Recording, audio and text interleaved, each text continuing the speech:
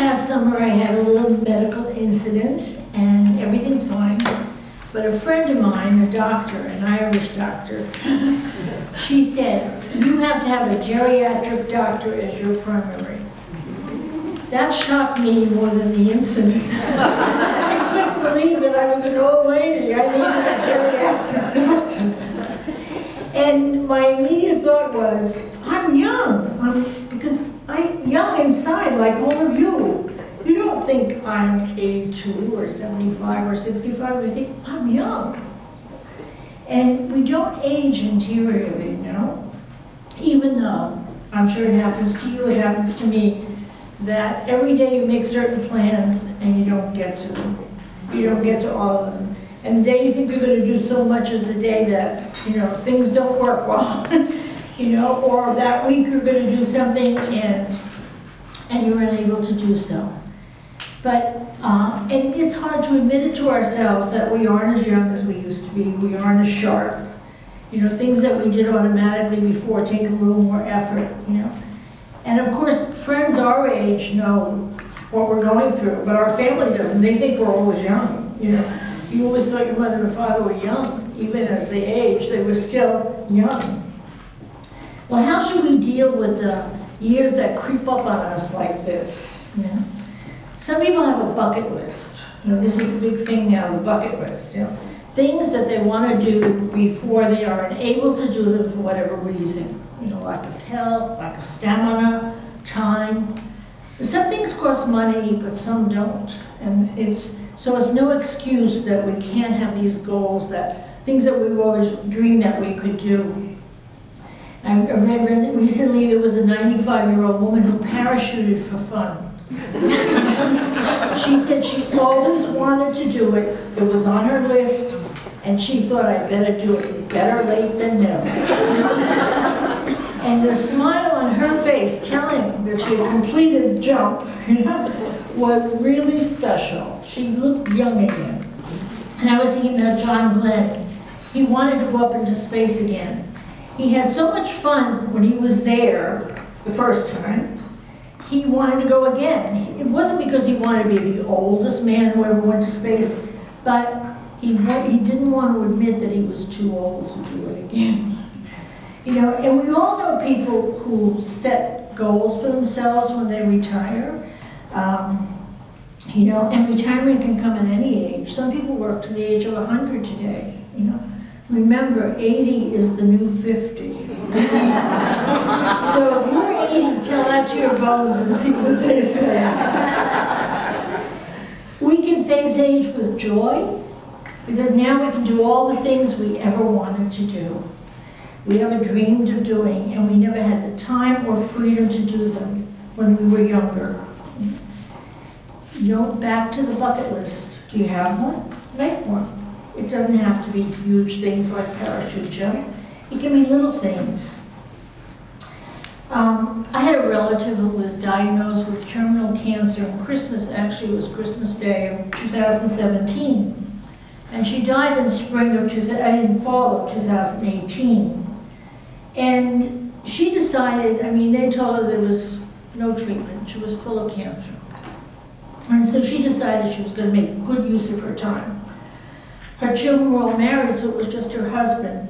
And it was ironical because her husband was diagnosed with cancer 2 years previously. And he happened to be in the hospital in Sloan Kettering, I'm a New Yorker. From when she got this diagnosis, well, all of a sudden she took sick, and there it was. And when he was taken sick, he said, I'm not going to have any treatment. And she convinced him to have the treatment. He's still living, and she's gone. She's in heaven.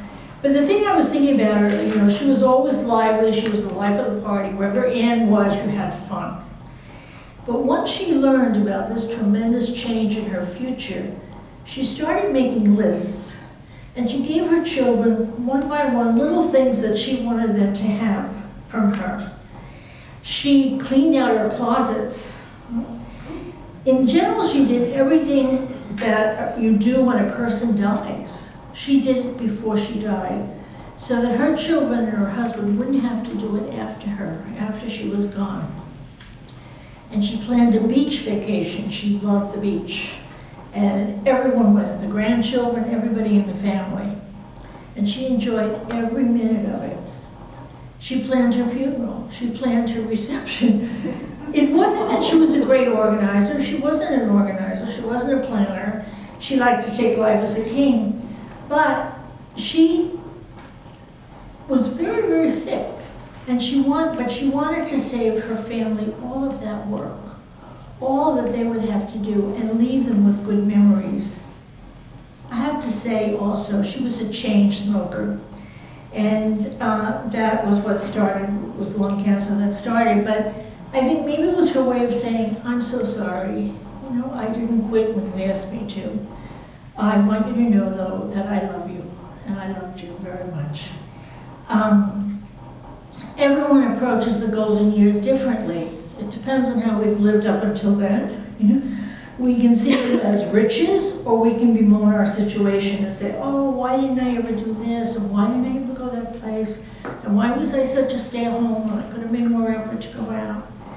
There was recently a little pearl about a man who, in his lifetime, had some serious blows to his brain. And the doctors told him that eventually that the results of those blows would kill him. He could die at any moment.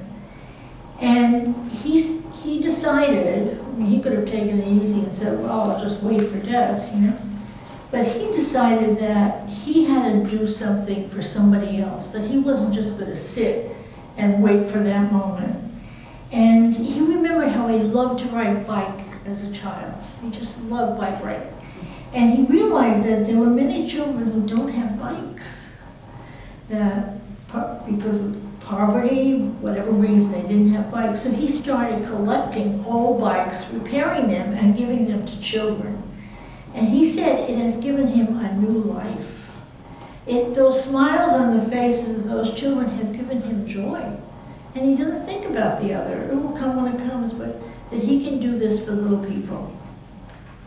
You know, there used to be a song all of us know, I think, because it was in our times, Young at Heart. You know, I'm not going to sing the song, that's one thing I can't do. But you know, if we want to stay young at heart, we have to befriend young people. You have to be around young people. You have to know what they're talking about, what they're thinking about, the songs they're singing, even though you don't understand the words, or maybe you don't want to understand the words. We have to be young. They don't see us as old, you know, and of course today with all the beauty aids we have and the opportunities to exercise, most senior citizens look great, maybe even better than when we were younger. Now, but at the same time, we live in a nomadic society. People are moving all the time for whatever reason, mostly for work. You know, you think you have your children around you and your grandchildren around you, and they're not. They're out in Timbuktu. I have a brother in Portland, Oregon, another one in Orlando, a sister on the Jersey Shore. I mean, I feel like we're all scattered when we all grew up in the same little town, the same place. You know, that many times I think that children are robbed of the richness of having an older person around, of not having that grandparent there, not having the grandparents who have the time to sit down and listen to them and to help them with their little problems. You know, they miss the richness. You can tell them things that their parents can't tell them. You can tell them things that they will listen to you, they won't listen to a teacher. I just remember one time we were playing trivia with my mother and my sister and her children, and one of the girls was 8 years old, and we were in history, and she said, Nana, how come you know all the answers? And my mother said, because I lived them. I was alive then.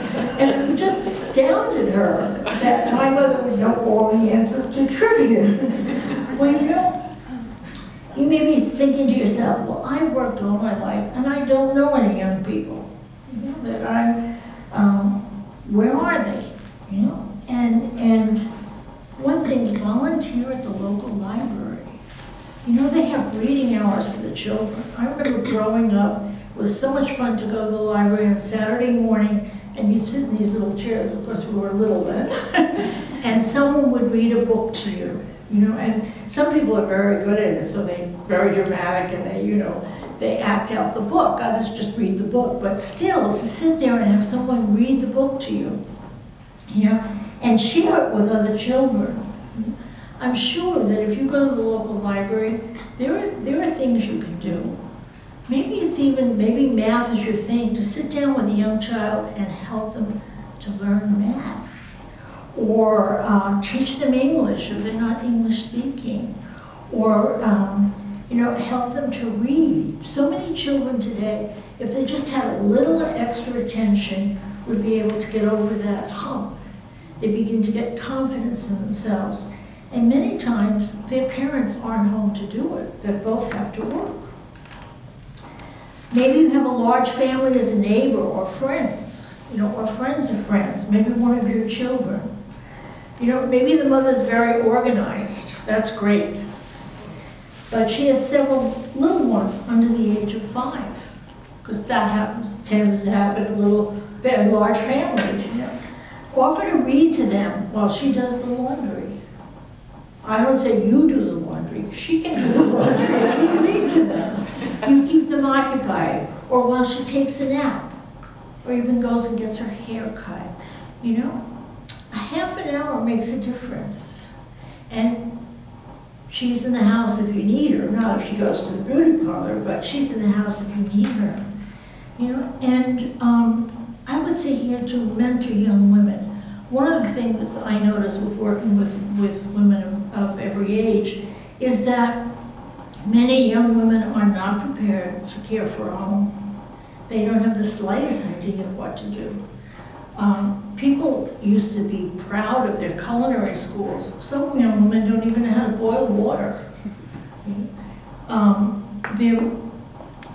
They don't know how to care for a baby, and this is sad because most of us grew up with babies, so we knew what to do with a baby.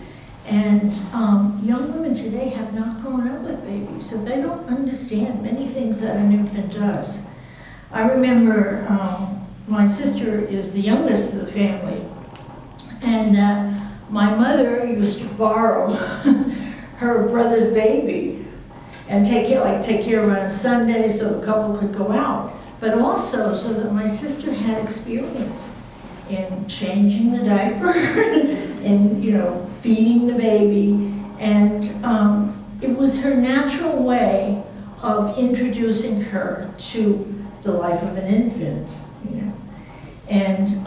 But young women today need that help, and maybe they're living far from their mother, or the mother just isn't available. Maybe she's working also, and so to offer to help, offer to be there for whatever she needs. That she knows that she can count on you if there's an emergency, that you'll run over right away and help her. Some of you knew Georgia Koff. Georgia Koff was a doll. She was so special. And she used to come on the mornings that we had programs for women. She would come and she would sit in, used to be the basement of Cleveland, and she would sit there, and the children, as soon as they came in the door, they headed for Georgia. Because she loved them, and she received them so warmly, and she'd read them stories, and they would just watch her, and just smiling at her, and just listening to her. And they were all around her because they couldn't get close enough to her. They loved her so much. She was very sweet.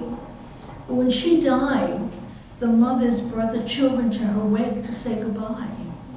This isn't maudlin. No, this is a natural way of teaching children about death and heaven, of talking about heaven.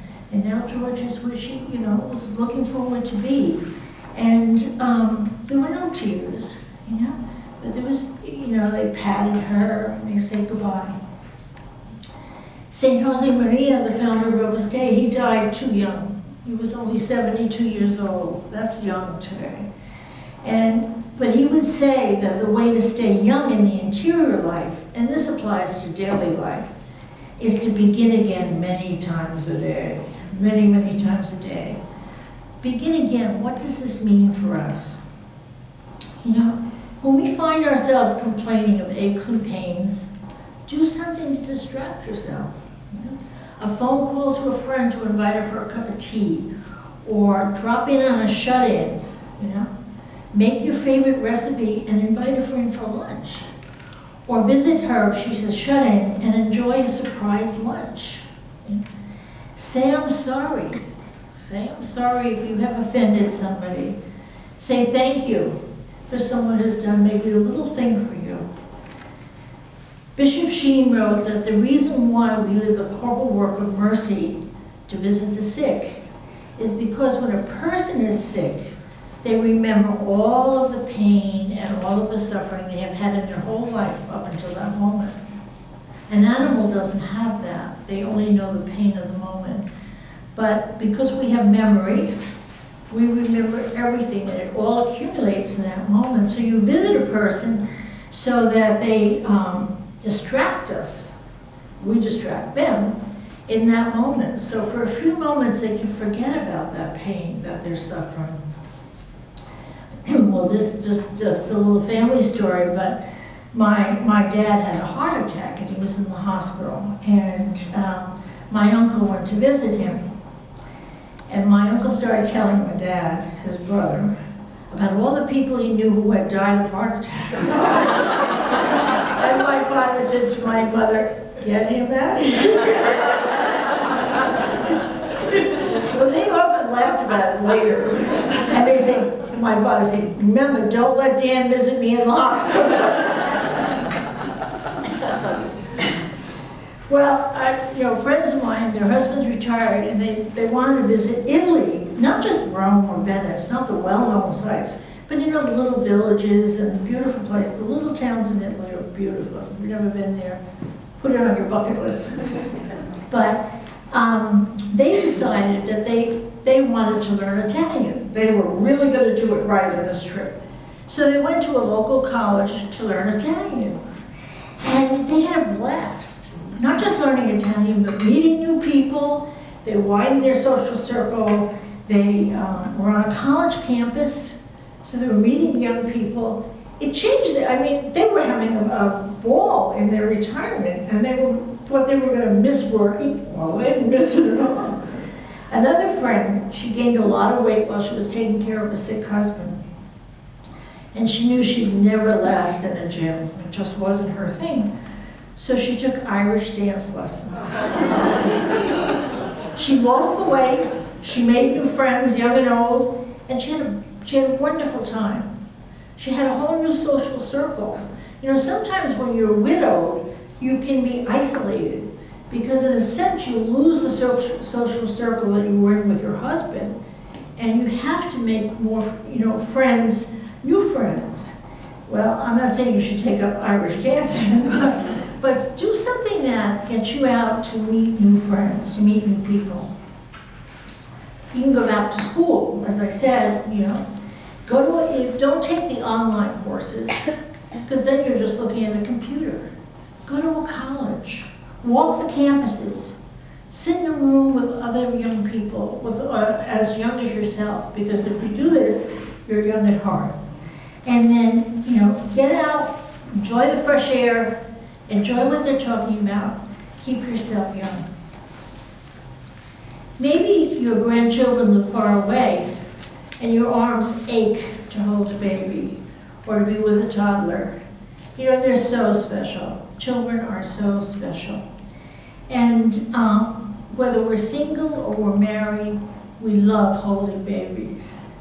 And there was a recent article that told about a children's hospital in a major city where retirees, men, would volunteer to hold the little ones, or to read to them, or to sing to them. And in many cases, we know mothers always want to be with the weakest one, but sometimes it's not possible if you have other small children, or you have to go to work, because you have to help support the family. And one mother said, knowing that loving hands are cradling my baby and singing to him, she said, it gives me such peace and joy. And the men love it.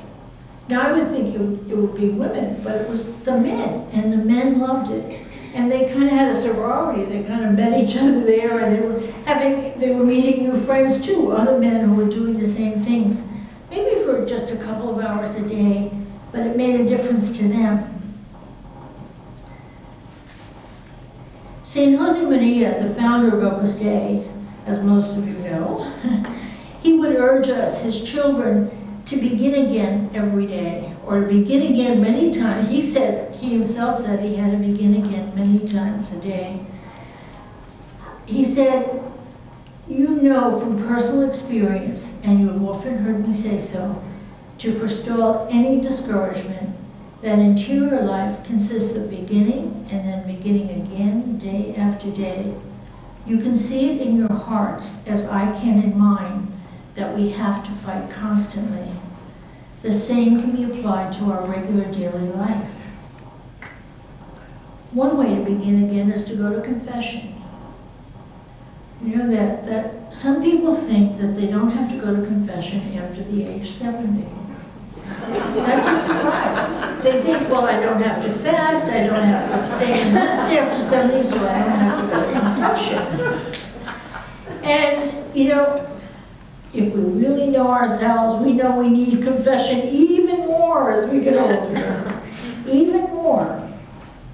Because we have to overcome our pride, our sensuality, our superficiality, our meanness. Sometimes as we get older, we can get a little mean. Our bitterness.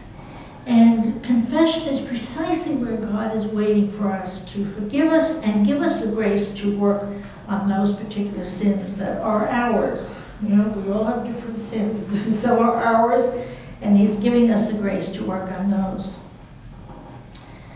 He also wrote a homily called Time is a Treasure.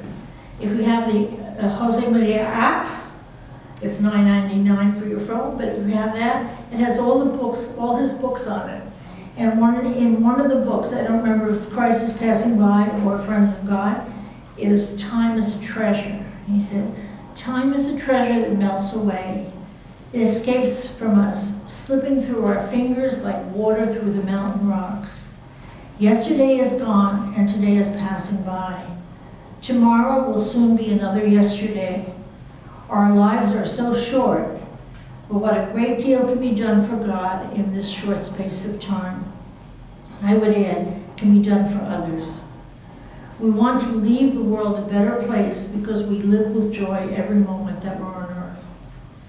He used to say, peace is a consequence of war, of struggle, of the intimate ascetical struggle which each Christian, and I would add each person who believes in God, must keep up against the struggle against everything in our life that doesn't belong to God. We are called to overcome, as I said, pride, sensuality, superficiality, and meanness of heart. And one thing, you know, with the new technology, which everybody is trying to struggle with to see how to put it in their lives or take it out of their lives, you know, I think it's good that we reflect on how much we spend on the computer, you know, on blogs, you know, on the news, apps. You know, every half hour maybe we go into the news. Well, nothing happens in a half hour. You know, answering email.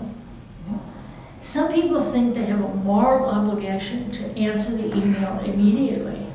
You don't answer your letters immediately. You think about what you're going to say, you wait. But people feel I must, and people on the other end think, why isn't she answering me? I wrote to her 5 minutes ago. You know, when we receive our mail, we throw away all the junk mail. Do you know how much junk mail you get on email? You know, and you say, oh my gosh, but it's, if we're not careful, it's captivating. You know, it's there to attract us. So again, you know, get rid of it. Our time is more valuable than that. Our time is for eternity. We want to reach out to other people. We don't want to sit home and just look at a computer. I wanted to end this with, this is a book called Rich in Years. I got it from Mary Hingham.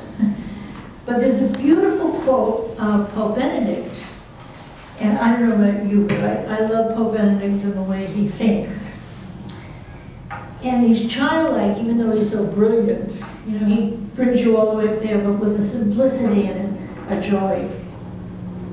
He said, at times, at a certain age, we may look back nostalgically at the time of our youth when we were fresh and planning for the future. Thus, at times, our gaze is veiled by sadness, seeing this phase of life as a time of sunset. Although I am aware of the difficulties that our age entails, I would like to tell you with deep conviction, it is beautiful to be old. Dear elderly brothers and sisters, though the days sometimes seem long and empty with difficulties, few engagements, and few meetings, never feel down at heart. You are a wealth for society, even in suffering and sickness. And this phase of life is also a gift for deepening your relationship with God. Do not forget that one of the valuable resources you possess is the essential one of prayer. Become interceders with God, praying with faith and with constancy. Pray for the church and pray for me, for the needs of the world, for the poor, so that there may be no more violence in the world. The prayers of the elderly can protect the world, helping it, perhaps even more effectively than collective anxiety.